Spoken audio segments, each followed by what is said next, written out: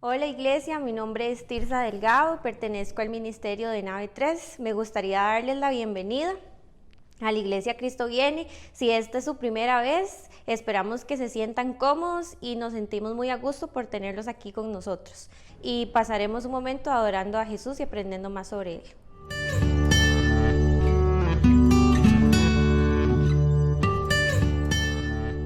Hola Iglesia, me da mucho gusto platicar. Hoy tengo un anuncio súper importante, así que le pido que deje de hacer lo que está haciendo durante un segundo y me escuche, porque esto que sigue a continuación atañe a la iglesia de una manera especial. Ustedes saben que hace algunos años la iglesia se dio a la tarea de buscar una persona que pudiera ayudarnos en la administración de la iglesia y encontramos a la señora Ariana Orozco, que estuvo con nosotros trabajando durante algunos años. Y Ari nos ayudó un montón en muchas áreas. Ariana, por cuestiones de que se hizo mamá y además que su esposo trabajaba en un lugar lejísimo de acá, ellos decidieron moverse para donde estaban ellos y Ari tuvo que abandonar el barco y renunciar. Lo cual lo dije en ese momento, le estoy súper agradecido a Dios por haberme regalado a Ariana durante algún tiempito. Bueno, luego vino y tomó la batuta Eraida como una campeona, nos estuvo ayudando durante varios meses también. Ya estaba en este momento llegando al final de su trabajo en la iglesia. Fue un momento muy puntual, ayudando mientras conseguíamos a alguien más después de la partida de Ariana.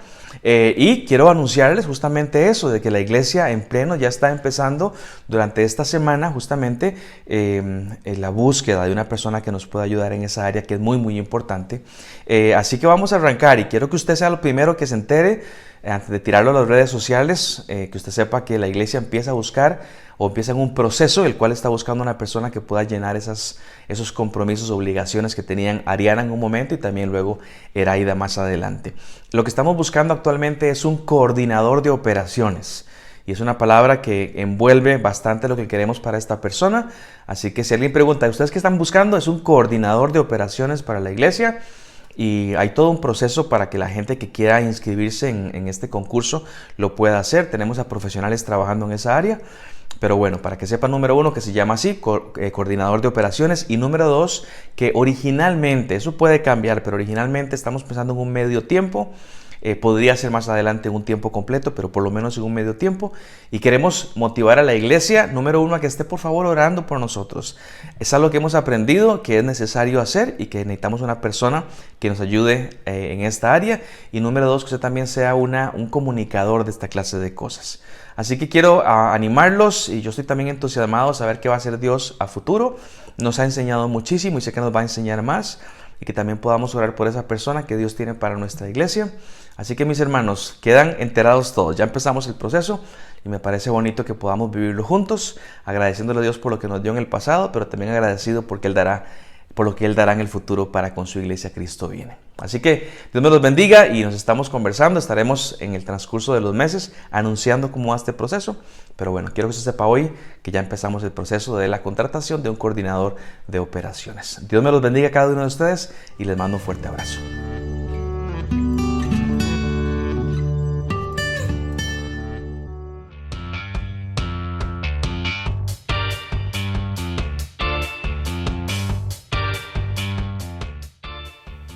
Saludos Iglesia, como parte del Comité de Misiones, quisiera contarles un poco sobre el nuevo espacio de misiones que tendremos en las próximas semanas llamado Voces Misioneras.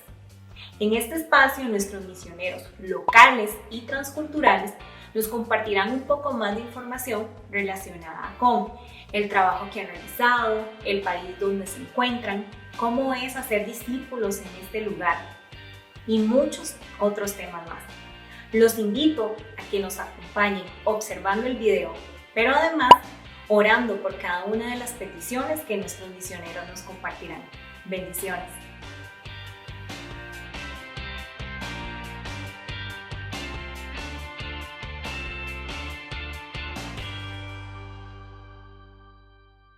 Saludos Iglesia, mi nombre es Aida Rivera, pertenezco al Ministerio de Huellas de Oro.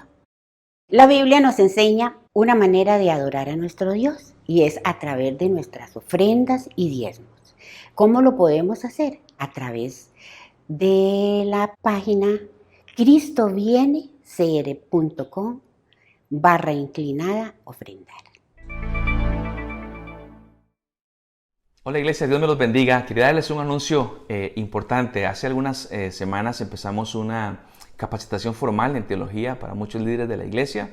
Y yo quisiera contarles, que usted tal vez no sepa, pero contarles qué es lo que pasa. Hicimos un acuerdo con ESEPA. ESEPA es una institución teológica y ellos nos están ayudando para que nuestros estudiantes puedan participar de su programa. Y están haciendo un esfuerzo, están llevando clases, leyendo libros y cosas por el estilo. La idea en todo esto es de que ellos puedan prepararse mejor. Alguien me preguntaba si esto era un requisito para poder servir. La respuesta es no. No lo hacemos como un requisito para que la gente pueda servir o trabajar en el ministerio. Lo hacemos como un esfuerzo de la iglesia para entregarles herramientas para que podamos servir mejor. Especialmente a la gente que predica, que enseña, que da discipulados. Así que quiero que usted sepa eso. Quiero que sepa cuáles son las intenciones nuestras como cuerpo pastoral de entregarles esta herramienta. ESEPA hace un esfuerzo económico para bajar los costos, la iglesia hace un esfuerzo económico para becarlos a ellos y cada persona hace un esfuerzo económico para pagar sus cursos. Así que cualquier persona, y ahora aprovecho, cualquier persona que está discipulando, que le gustaría entrar en el programa, háblenos. El recurso es para la gente de la iglesia, que usted pueda de pronto decir, ya ahora sé un poquito más de Biblia, puedo conocer mejor a mi Señor y también enseñarlo mejor a Él.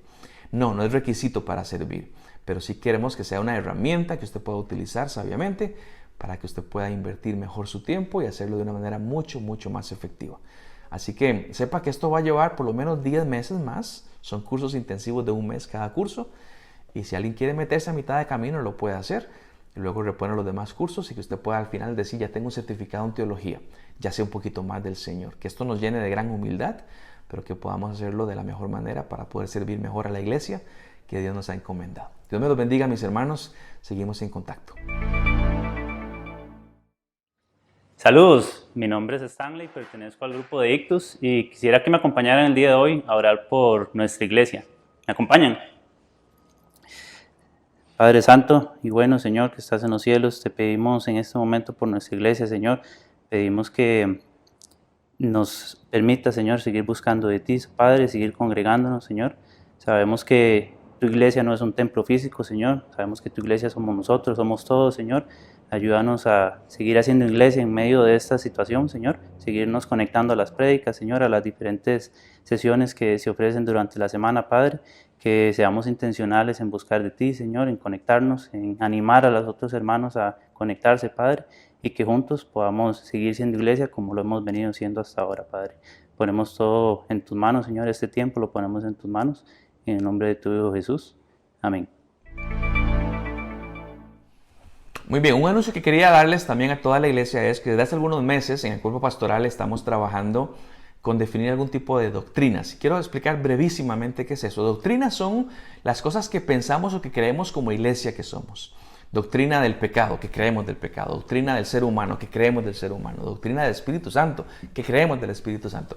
Son declaraciones en cuanto a que creemos de un tema. Al momento que hago este video ya hemos escrito declaraciones o doctrinas referente a el aborto, ya tenemos una declaración referente a el divorcio y el nuevo casamiento, tenemos una declaración referente a el rol de la mujer en la parte de pastorado y de enseñanza. Hemos estado trabajando en eso siempre desde el punto de vista bíblico y vamos a seguir trabajando en muchos más. Lo que sigue ahorita que estoy trabajando en este momento es temas de dones espirituales y ecumenismo. Son 2 documentos más que vamos a preparar. ¿Para quién está eso? Para el que quiera. Lo que sí quiero contarles es, yo voy a escribir el documento y vamos a revisarlo y vamos a fundamentarlo con la palabra del Señor. Sé que, por ejemplo, habrá cosas que te pueden no gustar, pero mi consejo siempre es, conversemos. No te enojes conmigo, conversemos y exponeme tus puntos, yo te expongo los míos. A fin de cuentas, si somos cristianos, nuestro fundamento último no es lo que vos y yo pensemos, es la palabra del Señor y a la luz de eso vamos a decidir qué es lo que creemos como iglesia. Así que usted sepa de que si andan unos documentos, ¿qué es eso? La iglesia está trabajando en documentos y son archivos PDF que pueden tenerlos cualquiera, pero sí quiero animarte a que vos y yo también podamos ir más profundo en la palabra del Señor. No te enojes conmigo. Si hay una cosa que vos discrepas conmigo, simplemente escribime. Vamos a la oficina, platicamos en un ambiente de paz, de armonía y te explico por qué creemos lo que creemos y vos también puedes traer tus argumentos. Así que eso es lo que se llaman las doctrinas de la iglesia, que estamos trabajando para saber realmente qué creemos, especialmente en algunos temas que son de carácter un poco, diríamos, pegajosos, que tenemos que dar una posición particular. Así que bueno, está al alcance de todos, puedes pedirlo siempre con la administración de la iglesia. Que Dios te bendiga.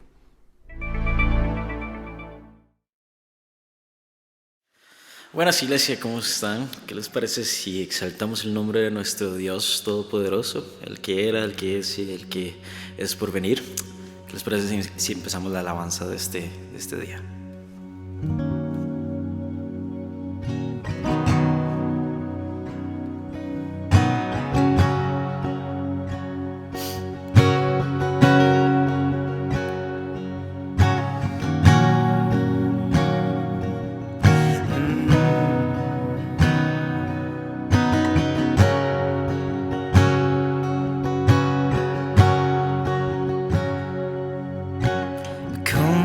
Palabra, el mundo afirmaste, Señor.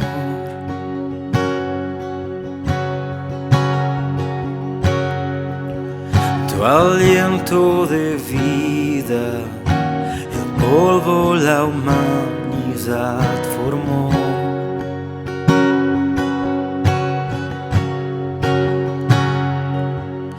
Despliegas tu nombre y gloria en toda la creación. Santo Dios, Santo Dios,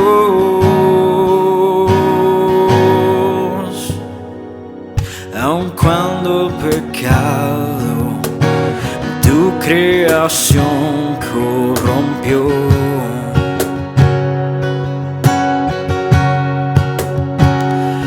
En tu fidelidad nos prometiste redención.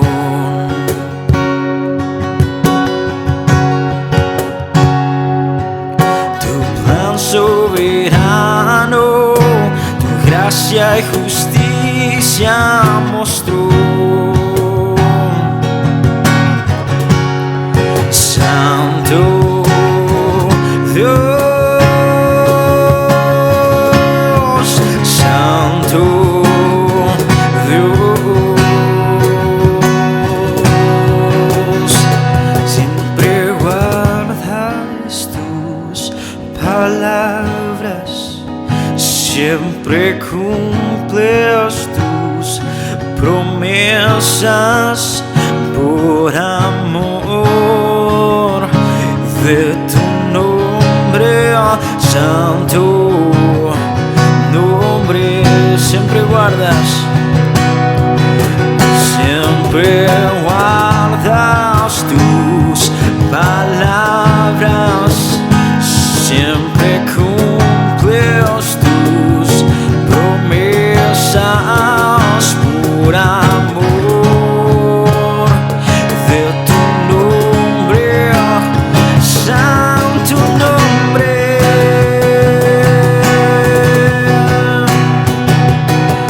Y Yahweh,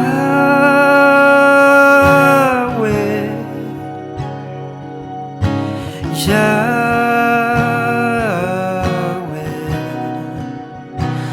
poderoso, Dios eterno, verdadero, oh, ¿quién es como tú? Yahweh,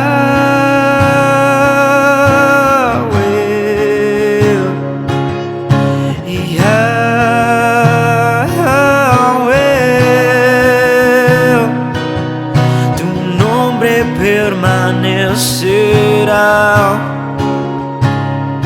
para siempre, oh Yahweh.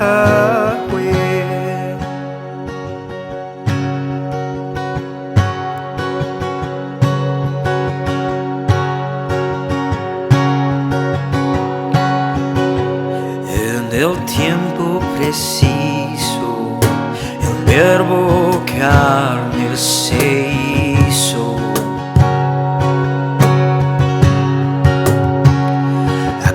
Por quien esperamos, el prometido en el principio.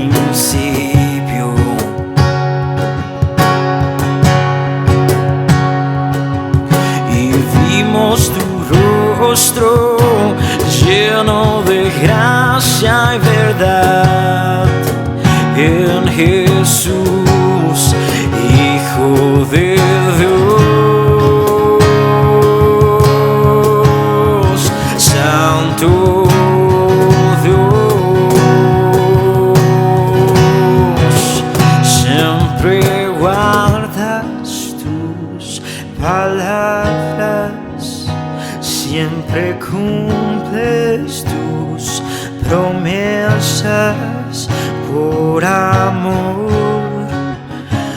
de tu nombre, santo nombre. Nos aferramos a tus palabras y creemos tus promesas y adoramos hoy tu nombre, santo nombre.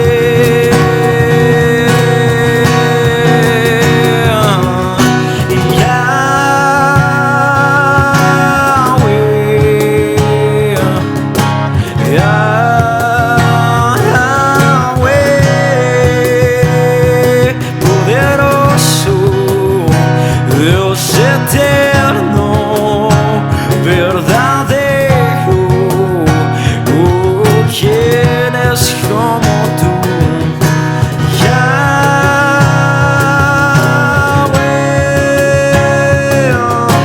Yahweh,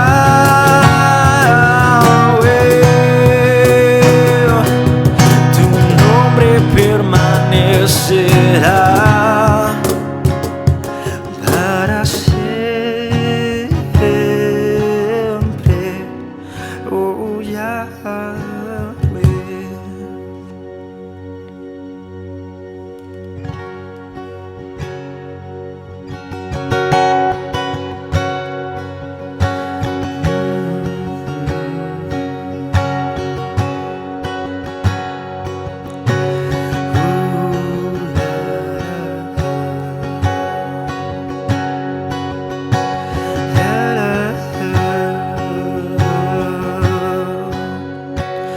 Recordaré aquella cruz donde sangró y murió Jesús, heridas que por mí sufrió, crucificado, Salvador.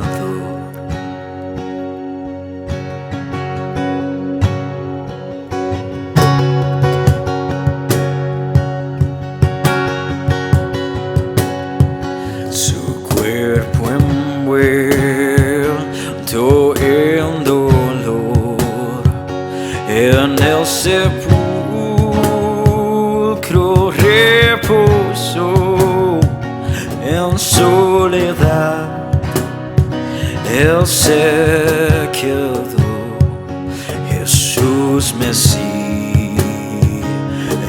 el Señor.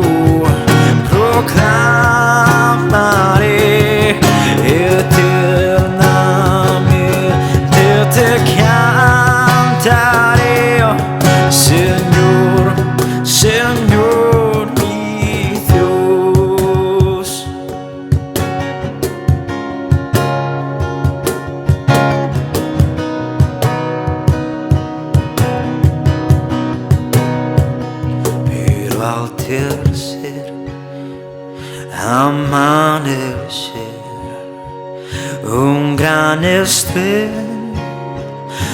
se escuchó. ¿Dónde está muerte tu aguijón? Cristo Jesús resucitó.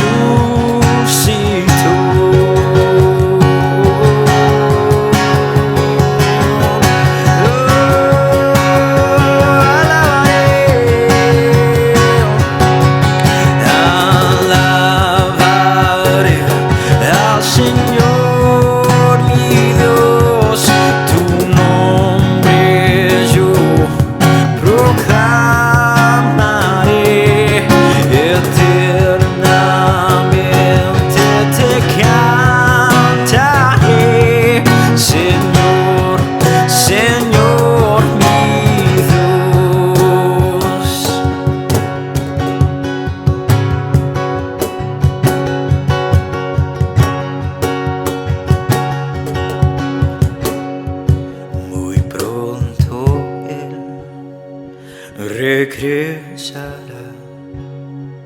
su rostro resplandecerá, en su presencia estaré, y cara a cara le veré.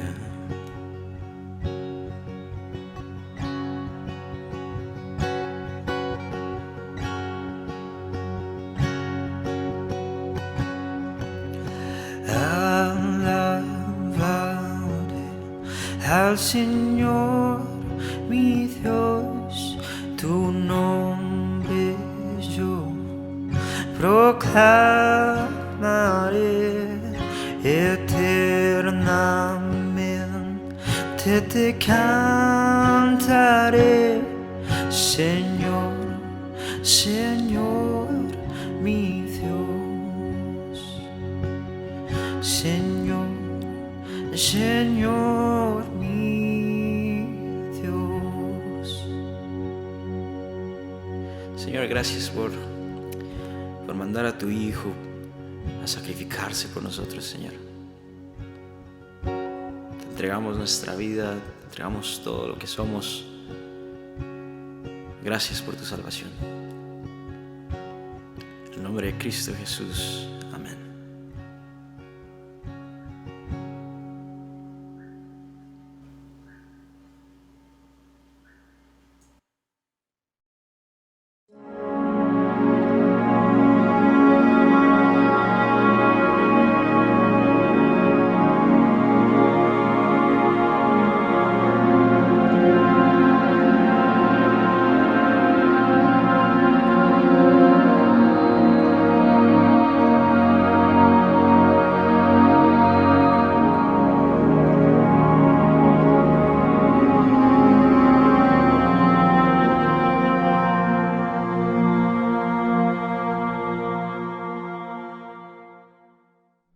Muy buenas noches, iglesia, bienvenidos a la semana número 9 de esta serie amplia que hemos empezado en los libros históricos. Ya hemos estudiado Josué, Jueces, Ruth, primero y segundo de Samuel, primero y segundo de Reyes, primero de Crónicas, y vamos a entrar en materia con segundo de Crónicas. Así que si estamos preparados, empezamos, tenemos el texto en nuestras manos y tenemos la guianza del Espíritu Santo. Así que vamos a arrancar. Yo les había comentado que en segundo de Crónicas, al igual que primero de Crónicas, que oficialmente no era dos libros, sino que era un solo libro, vamos a hacer un poquito de historia por un lado y por el otro lado vamos a analizar un versículo, así que vamos a ir simple en esta noche. Al igual que en primero de Crónicas, hay muchas historias que se van a repetir, que ya nos habían contado en Samuel y específicamente en Reyes, pero tenemos que recordar para quién fue escrito esto. Fue escrito para un pueblo que venía del cautiverio, así que ellos tenían que de alguna manera repasar, recordar todo lo que sus antepasados habían vivido, para que a la luz de esto ellos pudieran tomar decisiones a futuro. Por eso es que decimos que la idea es, miren su pasado, conozcan su familia y tengan esperanza en el futuro. Y hoy les diría a ustedes exactamente lo mismo, mis hermanos, como me hago la expresión yo, mire su pasado, qué era, para dónde iba, en qué estaba usted desterrado, cuál era su futuro, conozca su familia. Aquí hablo no de la familia de sangre, pero hablo de la familia que Dios me ha regalado, y también las decisiones que hemos tomado a la luz de la palabra de Dios y sin la palabra del Señor. Tome decisiones y viva esperanzado al futuro, porque hay un Cristo que nos rescató hace mucho tiempo. Así que bueno, arrancamos con esa idea. En primero de Crónicas, que fue la semana antepasada, habíamos hablado de que el libro se enfocaba en el rey David. Y en segundo de Crónicas vamos a enfocarnos en lo que pasa después del rey David, que será Salomón y todos sus hijos y demás, pero únicamente vamos a enfocarnos en los reyes del sur, es decir, en Judá. ¿Por qué? Porque cuando ellos regresan del exilio, el reino del norte no existe. Reyes nos contó de los reyes del norte porque existían en ese tiempo, pero Crónicas es un libro que se escribió después y por lo tanto ya no nos va a contar de eso porque no existen los reyes del norte, únicamente los del sur. Eso sí, a diferencia de David, que únicamente nos contaron las cosas lindas de David, en los reyes siguientes sí nos van a contar los buenos y los malos. Se enfocará en ambas actitudes o caracteres positivos y negativos de cada uno de estos reyes, Y lo que va a hacer es que nos da una especie de un menú, ¿sí? Una especie de una plataforma de opciones que tenemos de los reyes que vivieron y te da para que escojas, para los futuros lectores, para que escojas. Esta es la forma en la cual vamos a poder saber qué tipo de carácter queremos tener en nuestra vida. Así que escoge, hay de estos y hay de estos otros. Algunos vivieron de acuerdo a la voluntad del Señor, otros no vivieron de acuerdo a la voluntad del Señor. Estos vivieron de la voluntad del Señor y así cosecharon su vida, y estos no, y así cosecharon su vida. Así que les va de la manera que cada persona escoja. Y para ellos era como: judíos, aprendan de su historia familiar, aprendan de sus antepasados, decidan a quién van a imitar y a quién no. Y hoy te diría, mi hermano, decidí a quién vas a imitar. Hay personas en la vida, en tu vida, que han tomado una buena decisión con el Señor. Decidí a quién vas a imitar, y seguro conoces a personas que han tomado muy malas decisiones con respecto a Dios. Tenés que tomar una decisión de quién vas a imitar. Aquí no cabe aquello de decir: yo soy así porque mi papá era así, porque mi abuelo era así. No, no, no, no. Aquí evidentemente lo que está diciendo es: escojan. Ustedes tienen la capacidad de transformar su futuro fundamentado en lo que miran en su pasado. Escojan obediencia o desobediencia. Evidentemente el consejo de Crónicas siempre, toda la Biblia siempre va a ser: sean fieles a Dios, sean fieles a su palabra, pero podemos escoger. Eso sí, sepan que así les va a ir de acuerdo a cómo escojan. Y hablaba con un amigo hace unos días referente a: pero entonces desde ese punto de vista Dios me está obligando, porque si escojo lo que Él no quiere, Él me va a dar palo y me va a dar palo y me va a dar palo. Bueno, tendríamos que analizar esa expresión porque ese no es el punto, digamos, que era la palabra del Señor, que se nos da libertad para escoger, ser obedientes o no, pero que sepamos que cada consecuencia o cada decisión tiene una consecuencia. Yo no puedo de pronto decir que voy a un examen en la universidad y que me saqué un 40 y le digo: Dios, es por tu culpa. Y no, vos decidiste no estudiar, vos escogiste no esforzarte. Así que hay consecuencias a lo que hacemos, y la escogencia de la obediencia o la desobediencia también es una de ellas. Y este va a ser un tema súper recurrente en toda la Biblia. Escojan qué van a hacer. ¿Van a ser fieles o van a ser infieles? Dios no te tiene con una pistola en la cabeza diciendo: sean fieles o aprieto el gatillo. Esa no es la actitud del Señor. Entonces, ¿qué es lo que pasa? Que primero y segundo de Crónicas, que eran un solo libro, nos dan una mirada al pasado y con una esperanza hacia el futuro, que me parece una analogía muy parecida a la que vivimos nosotros como cristianos, ¿no es cierto? Ver al pasado para tener esperanza en el futuro, porque cuando pensamos en Cristo estamos pensando de un evento histórico profundamente espiritual que pasó hace 2000 años.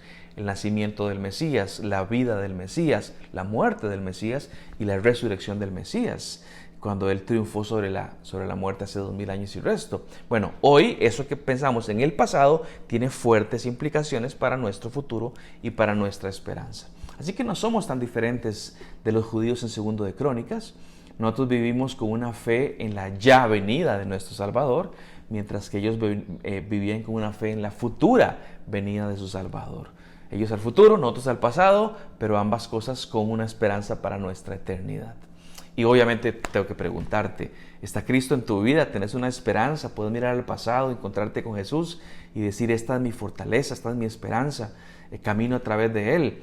Es una pregunta que tienes que hacerte constantemente. No si sos evangélico, si sos católico, si sos ateo, no. Es: mi esperanza está puesta en Cristo Jesús a través del arrepentimiento de mis pecados y a través de mi confianza absoluta puesta en el Hijo de Dios. Es una pregunta importante para hacerlo, porque la esperanza en el futuro únicamente es posible a través de Jesús. Si yo quito a Jesús de la ecuación, mi futuro termina en muerte, y muerte espiritual. Así que no hay demasiada esperanza. Y hoy te diría que no importa qué tipo de pasado has tenido en tu vida, Jesucristo quiere darte esperanza. Él quiere alentarte y darte esperanza para tu futuro. Y por eso es que Él habla acerca de: arrepiéntanse de sus malos caminos y pongan su mirada en la persona de Cristo Jesús. Muy bien, voy al versículo que quiero darles hoy. Eso es a grosso modo lo que estaba pasando en Crónicas. Voy al versículo que quiero explicarles el día de hoy. Y quiero arrancar con una línea cronológica. Quiero contarles qué es lo que pasa. Ustedes saben que cuando hablamos de los tiempos antes de Cristo, entre más alto sea el número es porque pasó antes. 1000 antes de Cristo viene antes de 400 antes de Cristo, aunque 1000 sea más grande. Pero de Jesucristo para atrás es al revés, y de Jesucristo para adelante es normal, digamos. Entonces, cuando pensamos en una fecha importante, por ejemplo, 722 antes de Cristo, Israel es llevado cautivo por Asiria. Eso es un evento que sucedió en el 722, pero el 586 antes de Cristo sucedió después, que fue el cautiverio de Judá ahora por Babilonia. Bueno, entre esos dos cautiverios, en el 722 y el 586, hay un evento importante y sucede que hay un profeta que se llamó Isaías, que es muy famoso, está en la Biblia, es el profeta que tiene el libro más extenso de todos.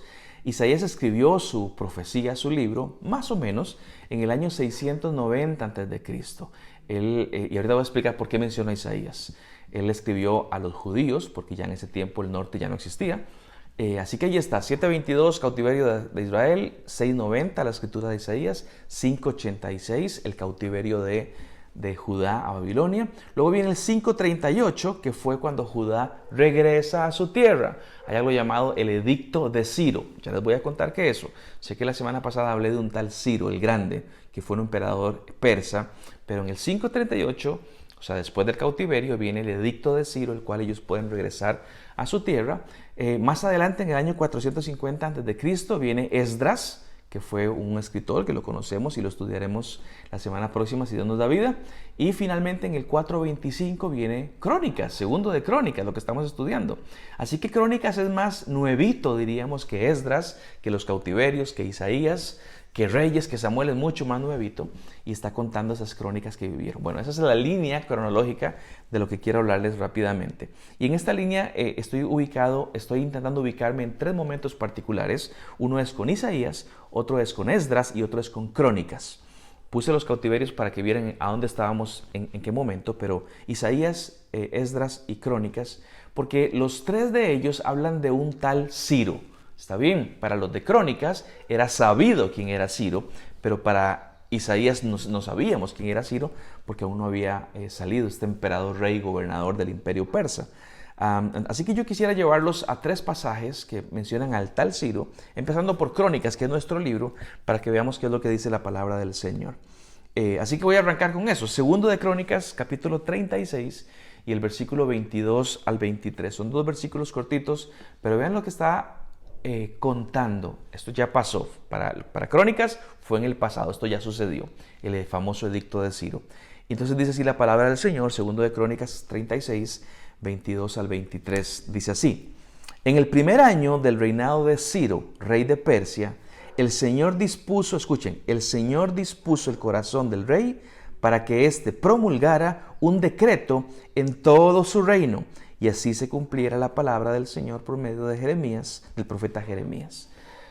Es interesante pensar de que esto es lo que se llama el decreto de Ciro. ¿Cuál era? Es cuando Ciro le dice a la gente: el que quiera irse para su tierra, que es esclavo en Babilonia, váyase en paz, puede irse. Este fue el decreto de Ciro.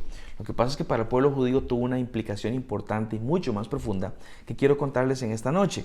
Y noten que este edicto, conocido como el decreto de Ciro, tenemos que decir, aunque el nombre diga decreto de Ciro, ¿quién fue el que puso en el corazón de Ciro hacer este edicto? El texto dice: el Señor dispuso el corazón del rey para que éste promulgara un decreto en todo su reino.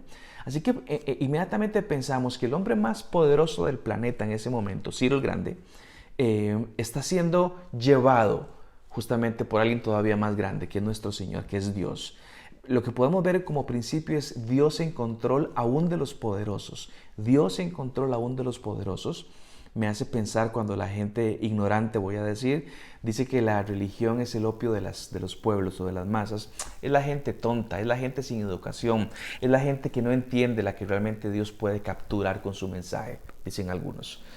Obviamente entendemos que no es así. Dios es soberano aún sobre los poderosos, sobre los conocidos o los ignorantes, sobre los ricos o los pobres, sobre la gente de influencia o los que no tienen influencia alguna.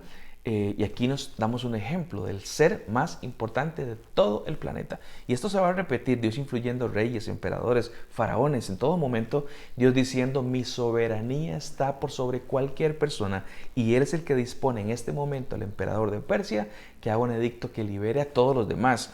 Y obviamente mucha gente se vio beneficiada por esto, pero su pueblo especial se vio beneficiado por lo que estaba diciendo Ciro, un hombre al cual fue Dios quien le puso en su corazón este deseo. Así que Dios trabajando en la vida de quien Él quiera, y en este caso esto es Ciro. Ahora sigo leyendo lo que dice el texto. Tanto oralmente como por escrito, el rey decretó lo siguiente. Ya viene el edicto que dice así: esto es lo que ordena Ciro, rey de Persia. El Señor, Dios del cielo, que me ha dado todos los reinos de la tierra, me ha encargado que le construya un templo en la ciudad de Jerusalén, que está en Judá. Por tanto, cualquiera que pertenezca a Judá, que se vaya y que el Señor su Dios lo acompañe. Esta expresión es súper interesante porque es un emperador. No únicamente de que Dios puede controlar. Y uno diría, bueno, Dios puede controlarlo sin que él se dé cuenta que lo esté controlando. Pero este no es el caso. Es un emperador que dice, y cito lo que dice, el Señor, Dios del cielo, me ha dado todos los reinos de la tierra. Es muy interesante porque Ciro reconoce que hay un Dios, que es un Dios que está en el cielo, y dentro de la cosmovisión que tiene Ciro, una cosmovisión politeísta de muchos dioses, en un imperio que él tiene lleno de mucha gente de todos lugares, y todos creen en diferentes dioses, él habla y establece acerca del Dios del cielo. Y dentro de las mitologías antiguas, usualmente entendíamos que el Dios principal siempre era el Dios del cielo. Pasaba en la mitología egipcia, en la mitología griega, y la romana y la nórdica, aún en la persa, el Dios principal siempre es el Dios del cielo. Y le dice que este Dios, el que me está hablando, el que me hace decir esto, es el Dios del cielo y que le encomendó algo. Así que no únicamente está Ciro reconociendo que Dios existe, sino que además tiene un propósito particular y una misión particular. Y encima dice, desde mi posición, estoy parafraseando, desde mi posición, con tantos recursos, estos recursos aún los reconozco que vienen de ese Dios, que no es el mío, diría Ciro, pero que es el Dios de los cielos, que es el Dios de Judá. Por eso dice, quien me ha dado todos los reinos de la tierra. Ciro reconoce eso, ¿sí? No únicamente que existe, pero que además el poder que él tiene proceden de este Dios, que no es su Dios, pero que proceden de este Dios. ¿Cómo sé que no era el Dios de Ciro? Porque el texto dice, por lo tanto, cualquiera que pertenezca a Judá, que se vaya y que el Señor, su Dios, ¿sí?, lo acompañe. El de ustedes, acompáñelo. Esto es interesante entender a este Ciro porque lo identifica. Y dice, es el Dios de los judíos. Este Dios que me dio todo, el que me encomendó a hacer una tarea específica. Y la tarea es que le levante un templo en la ciudad de Jerusalén. Y por eso va el enfocado a los judíos. Nos cuenta que este Dios del cielo le dio justamente la tarea de reconstruir el templo que los babilonios hacía 70 años habían destruido. Así que el emperador persa, escuchen esto, el emperador persa al servicio del Dios judío. ¿Qué les parece esto? Ahora, para mí eso es extremadamente relevante porque el Dios judío es el mismo Dios al cual yo sirvo. Así que es un Dios que dice, aún el emperador persa está bajo mi dominio y bajo mi obediencia. Así que es increíble ver, porque vamos a darnos cuenta más adelante que este persa financió, si no sabía se lo cuento, financió todos, hoy diríamos los miles de millones de dólares que costó la reconstrucción del templo. El emperador persa lo financió todo. Vamos a verlo también en Nehemías más adelante. Pero es increíble ver a un Dios que mira a los poderosos de la tierra y que para él, para este Dios, son como pulguitas que están a su servicio y que aún ellos, los poderosos, tienen que obedecer. Esa fue justamente la sorpresa que se dieron los discípulos siglos después, cuando estaban con Jesucristo. No sé si se acuerdan, cuando le preguntan allá en Mateo 8, cuando ven a Jesús que calma la tempestad y hacen la pregunta, ¿quién es este? Hablando de Jesús, que aún los vientos y el mar lo obedecen. Híjole, sabíamos que era poderoso, pero lo estamos conociendo inclusive la naturaleza misma. La historia me dirá que él estaba sobre los reyes, sobre los emperadores y aún sobre la naturaleza misma. ¿Quién es este? Bueno, este es el proceso que viven los discípulos, que viven los emperadores, que viven los judíos y que vivimos nosotros al entender que nuestro Dios está por encima de todas las cosas. Yo sé, mis hermanos, que muchas veces pensamos eso, decimos, sí, amén. No, pero mastiquémoslo un poco más. Cuando pensamos que nuestro Dios es el Dios de los cristianos. No, nuestro Dios no es el Dios de los cristianos. Nuestro Dios es el Dios de todos. Él gobierna sobre todos y hace lo que quiera con todos.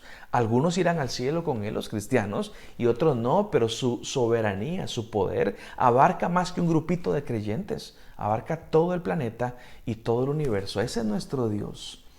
Entonces, cuando pensamos en eso, Crónicas lo que hace, cuando le cuenta esto a los judíos que van regresando, es, señores, relax todo el mundo, tranquilos todo el mundo. El Dios que es más poderoso que Ciro el poderoso, está con nosotros. La pregunta que haríamos esta gente ahí es, ¿de quién temeré? ¿De quién temeré? Crónicas nos cuenta lo que pasó con Ciro. Este Ciro enorme, pero que delante del Señor, él tiene que decir, callo y obedezco la instrucción. Y nos cuenta cómo Ciro reconoce que hay un Dios que es poderoso, que no es el mío, es el de los judíos. Bueno, otro pasaje que es Esdras, también lo va a hacer. Y Esdras en el capítulo 1 empieza arrancando. Cuando lleguemos a Esdras no voy a tocar este tema, pero quiero hablarlo en este momento, porque dice algo casi idéntico. Y quiero leerles rápidamente Esdras 1, del 1 en adelante. Vean lo que dice la palabra del Señor. En el primer año del reinado de Ciro, rey de Persia, el Señor dispuso, voy a repetir lo mismo, el Señor dispuso el corazón del rey para que éste promulgara un decreto en todo su reino y así se cumpliera la palabra del Señor por medio del profeta Jeremías. Tanto oralmente como por escrito, el rey decretó lo siguiente. Esto es lo que ordena Ciro, rey de Persia. Casi parece una calca de lo que decía Crónicas. Esto es lo que ordena Ciro, rey de Persia.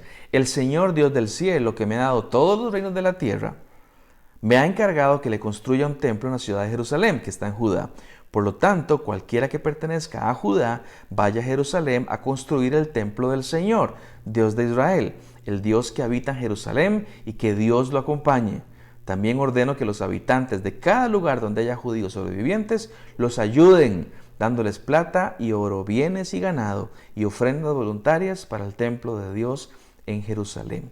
Bueno, esto se llama soberanía y providencia de Dios, porque ahora me da un aspecto diferente que no me había dado Crónicas, y es, los dejo ir no simplemente para que vayan a sus vidas normales, no, hay un propósito en esa libertad que les da el emperador. Vayan y hagan la voluntad de Dios que está en los cielos. No es mi Dios, pero es el de ustedes y es el que me dio todo lo que yo tengo. Vayan y construyanle un templo.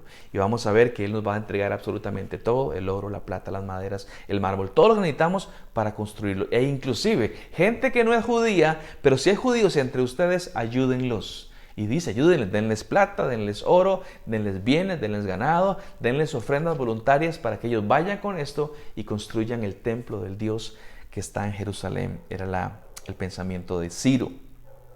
Así que puede que los judíos de pronto pensaran, ¿cómo vamos a regresar? Es decir, llegamos pero no tenemos nada. ¿Cómo levantamos nuestras casas? Levantar casas cuesta dinero, el templo, las murallas, ¿cómo hacemos? Y otra vez Dios lo que nos dice en Crónicas es, señores, relax, todo mundo relax, voy a usar los recursos del hombre más poderoso del mundo, los cuales yo se los di, para que los ayuden a ustedes. Y me hace pensar otra vez en Jesucristo. ¿No es esto lo que hace Jesucristo? Yo me encargo de lo esencial, relax, la comida, el vestido, yo lo tengo cubierto. Ustedes nada más búsquenme, mi reino y mi justicia, búsquenme, yo me encargo del resto. Eso es la provisión de Dios, que Él tiene control sobre todo, sobre todo. Y ambos libros, tanto Crónicas como Esdras, nos narran lo que había pasado cuando estos judíos están regresando a su tierra. Bueno, luego nos encontramos con Isaías. Ahora, Isaías es muy profético en esta parte porque él había escrito lo que vamos a leer 150 años antes de estos acontecimientos. Así que no lo describió. Tiene que él haber sido revelado por Dios para decírselo a las demás personas. Y lo que narra Isaías fue justamente una parte de su profecía, que es muy amplia, lo que sucedería mucho tiempo después en manos de un tal Ciro. Bueno, recuerden, 690 a.C., no había pasado nada de esto. Los judíos en ese momento, cuando Isaías escribe, tenían un templo, había un templo construido. Y tenían casas y estaban en libertad, ¿sí? No eran esclavos de nadie. Así que al escuchar lo que Isaías está profetizando, les tuvo que haber sido algo complicado de masticar y de digerir. Vean lo que dice Isaías 44. Voy a leer los versículos del 24 en adelante. Dice así la palabra del Señor. Así dice el Señor, Isaías en el pasado escribiendo, así dice el Señor, tu Redentor, el que te formó desde el vientre. Yo soy el Señor, el que todo lo hace, el que extiende los cielos sin ayuda, el que extiende la tierra por sí mismo, el que deshace las señales de los adivinos y vuelve locos a los agoreros, el que hace retroceder a los sabios y diluye su sabiduría. Hago una pausa porque lo que hace Jesucristo el Dios aquí es que se está presentando, ¿sí? Está estableciendo quién es Él y qué es lo que Él hace. Que nadie se olvide en ese momento y para nosotros, que nadie se olvide el tamaño de nuestro Dios y el poder de nuestro Dios, la sabiduría de nuestro Dios, la creación de nuestro Dios. Que nadie se olvide cuál es la fuente de estas cosas espectaculares que estamos conversando. Que la sabiduría de Él es mucho más amplia que la de los sabios terrenales. Que su control está sobre el tiempo, sobre la naturaleza, sobre toda la creación. Él todo lo hace y lo hace sin ayuda. Me llama la atención y me hace gracia cuando dice, y Él vuelve locos a los agoreros, las personas que trataban de adivinar qué pasaría. Y Dios dice, ustedes no tienen control de nada y ustedes no saben nada de esto. Y por eso es de que los volvía locos. No podíamos dar en una porque las cosas cambiaban de acuerdo al antojo de nuestro Señor. Dice el versículo 26 así, yo soy, Dios está hablando, yo soy el que afirma la palabra de su siervo y cumple el consejo de sus mensajeros. Aquí habla de dos figuras, los siervos y los mensajeros. Gente que Dios había reservado para que hablaran su palabra a las demás personas. Y les diría hoy, cuando un siervo de Dios habla en nombre de Dios y habla verdad, Dios afirma sus palabras. Si este siervo habla verdad, las palabras se van a cumplir. Es una forma de darnos cuenta si una persona es o no es siervo de Dios. Si lo que dice, fundamentado en la palabra del Señor, se cumple o no se cumple. Y al final dice algo interesante, pero también terrorífico para los judíos en aquel tiempo, porque dice, yo soy el que le dice a Jerusalén, volverás a ser habitada, y en las ciudades de Judá ustedes serán reconstruidas, yo levantaré sus ruinas. Pausa, yo digo, ¿qué? ¿De qué estás hablando, Isaías? Jerusalén ya está habitada, sus ciudades ya están construidas. Hay algo que vos sepas que nosotros no sabemos, Isaías. Porque si va a volver a ser habitada, implica que un día será deshabitada. Y si las ciudades serán reconstruidas, implica que un día serán destruidas. Y Dios habla de la expresión ruinas, ¿sí? ¿De qué estás hablando, Isaías? ¿Qué es lo que va a pasar en el futuro que nosotros no sabemos? Que estás profetizando que Dios en la ruina volverá a levantar todo. Bueno, está hablando acerca de la destrucción de la ciudad a manos de los babilonios en el año 586 a.C. Y vean de que al principio Dios dijo, mi palabra se cumple. Respaldo a la gente que dice esto, mi palabra se cumple. Y la palabra se cumplió. E Israel fue destruida, sus ciudades fueron destruidas. Y al final de esto da esa palabra que dice, el final de Jerusalén no será cuando la destruyan. Parece ser que es cuando la destruyan, pero no será, porque luego volverá a ser habitada y será reconstruida. Que nadie piense que todo se acabó, porque Jerusalén fue destruida. ¿El por qué pasa esto? Esto lo sabemos siempre, desobediencia. Siempre tiene que ver con un tema de desobediencia. El tema es que en un escenario oscuro, como lo fue el cautiverio y la aparente falta de las promesas de Dios, la pregunta que hace la gente es, Señor, ¿cómo vas a hacer esto? ¿Cómo es que vas a reconstruir? Vamos a decir que creemos que Israel va a ser destruido, que Jerusalén va a ser destruido. ¿Cómo lo vas a volver a levantar? Y el Señor va a responder. Sigo leyendo ahora en el versículo 28 de Isaías 44. El texto dice así, yo soy el que dice de Ciro. Isaías hablando de un tal Ciro que no ha nacido, ¿sí? Un futuro, alguien será este Ciro. Y dice de este Ciro, él es mi pastor y llevará a cabo todo lo que yo quiero. ¿Escucharon eso? Dios dice, él es mi pastor, de Ciro, él es mi pastor y llevará a cabo todo lo que yo quiero. Yo soy el que dice a Jerusalén, serás edificada y al templo serás cimentado. Es interesante porque alguien pudo preguntar, ¿quién es Ciro? Bueno, no sé, posiblemente diga Isaías, porque Ciro no ha nacido. Esto es una profecía hacia el futuro, así que no ha nacido. Aún no lo conoces, pero este Ciro llegará a ser el mero mero, llegará a ser el más grande de todos. Y este tan grande en el planeta, dice el Señor, será mi sirviente, es lo que está diciendo.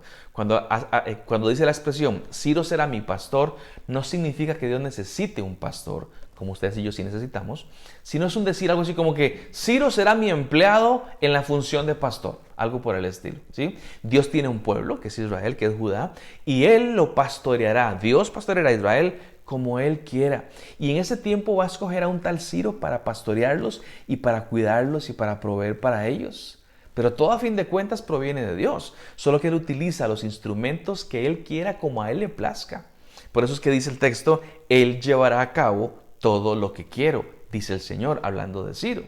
Y yo hago la pregunta, mis hermanos, ¿realmente creemos que podemos escapar de la mirada de Dios o escapar aún de su voluntad?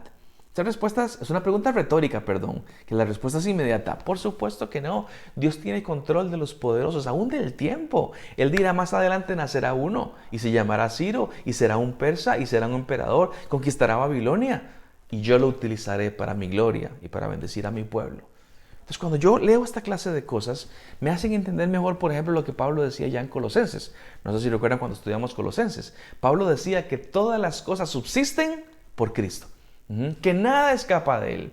Y Dios está en conocimiento, mis amados, de lo que su pueblo necesita y de lo que su pueblo padece. Y su soberanía es absoluta.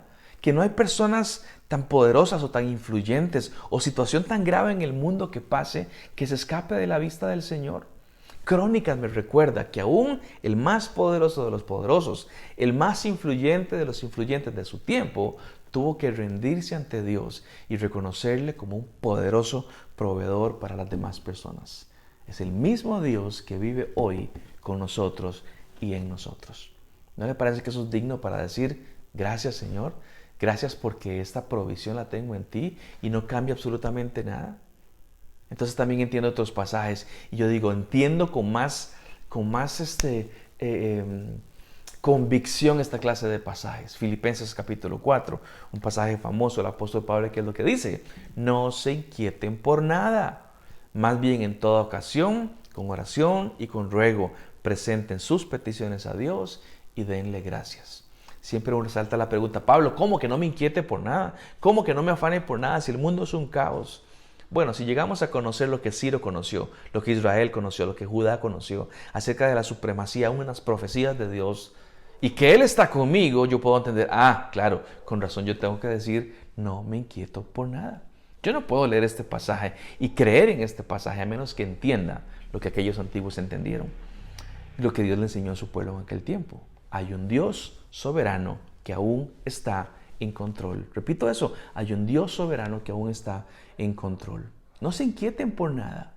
Mejor, dice el texto bíblico en Filipenses, en lugar de inquietarse, oren y den gracias a Dios. No se inquieten, oren y den gracias a Dios. Sé que muchos de ustedes andan medios inquietos por la enfermedad esta que estamos viviendo, o de pronto preocupados por lo que pasa en Afganistán, o de pronto temerosos por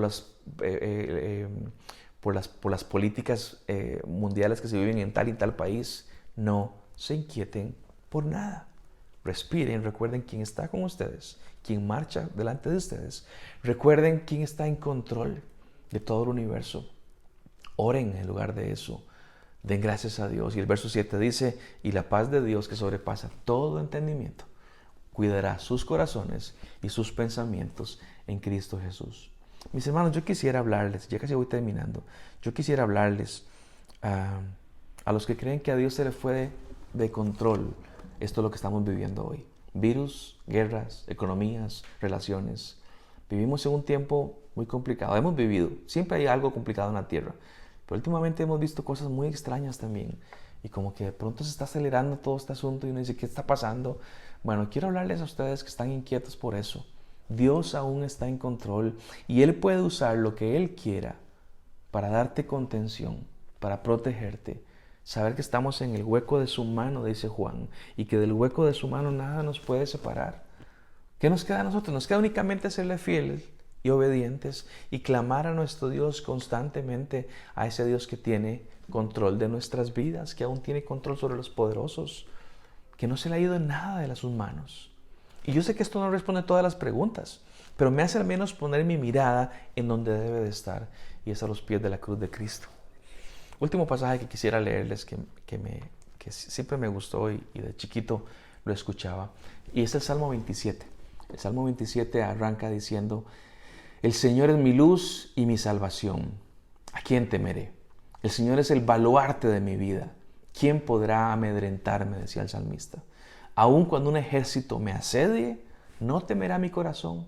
Aun cuando una guerra estalle contra mí, yo mantendré la confianza.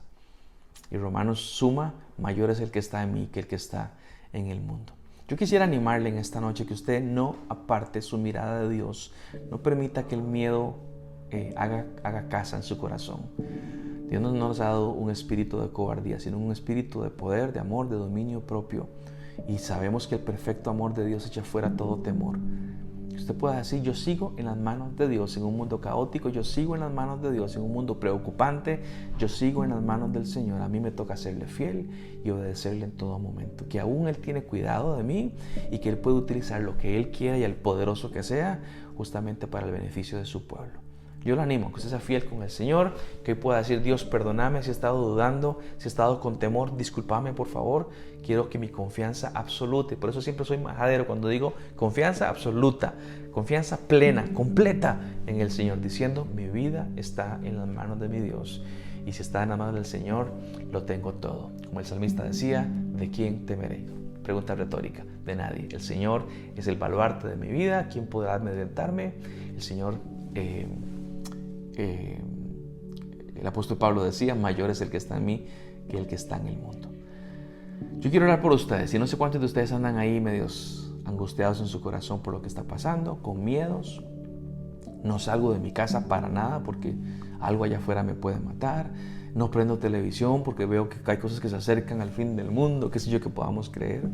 Tenemos que respirar hondo y saber que nuestro Dios está con nosotros, que mantenemos aún nuestra confianza, aunque una guerra estalle, aunque mi corazón no teme, aunque un ejército me asedie, sigo confiando de la mano de mi Señor. Permítame orar por ustedes y terminar en esta noche. Señor, te damos gracias porque cuando leemos cosas como las que leímos hoy, entendemos el concepto de Dios de paz. Sabemos por qué tenemos paz contigo, Señor, porque podemos vivir tranquilos contigo. Y es por el enorme tamaño que tienes, el enorme poder que tienes, Señor, el control que tienes sobre el tiempo, sobre las personas, sobre los poderosos, sobre los recursos, sobre cada cosa. Tú eres el Dios y el dueño de cada una de estas cosas. Señor, como cristianos queremos no únicamente saber la teoría, queremos vivirla también. Y para vivirla ocupamos tener esta convicción personal, la cual nos recuerda que hay un Dios en el cual podemos decir de quién temeré, que si Él está con nosotros, ¿quién en contra nuestra? Señor, quiero pedirte por cada hermano y hermana que de pronto estamos viviendo intranquilos, que tal vez inclusive estamos poniendo nuestra confianza en cosas que no hay que poner la confianza. Ayúdanos a recordar que esta paz que sobrepasa el entendimiento y guarda el corazón y el pensamiento, Señor, viene de un Dios que nos puede dar paz porque Él está por sobre cualquier cosa.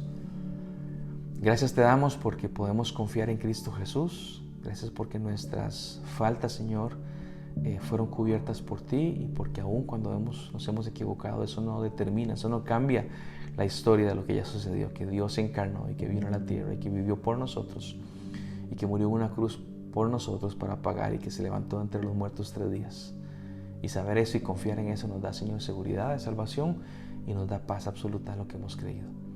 Por favor, te pido que tu Santo Espíritu pueda traer hoy tranquilidad, que mis hermanos puedan estar tranquilos, que podamos irnos viendo cada vez más, que podamos haciendo iglesia cada vez más, sabiendo que tú estás en control de cada cosa y que tú nos guardas y que tú nos cuidas.